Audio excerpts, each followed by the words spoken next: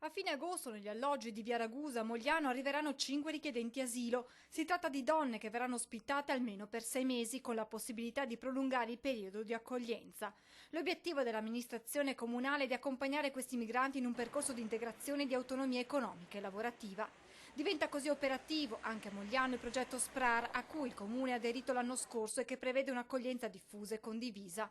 Venerdì sera verrà organizzato un incontro con gli altri condomini che vivono nella palazzina per informarli sulle modalità di questa accoglienza. Siamo convinti che questo è il vero e unico modo possibile per dare una reale prospettiva a queste persone che hanno sfidato la morte per sfuggire da atrocità e guerra, ha spiegato Daniele Ceschin, assessore all'integrazione del Comune moglianese.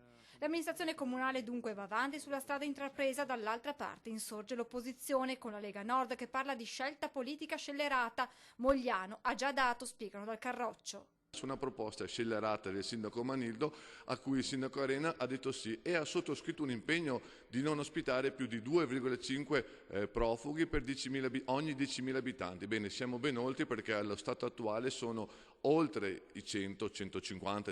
In questo modo, continua Azzolini, si crea un pericoloso precedente. Tanti altri appartamenti potrebbero essere a disposizione, hanno una vocazione perché sfitti ad essere affittati.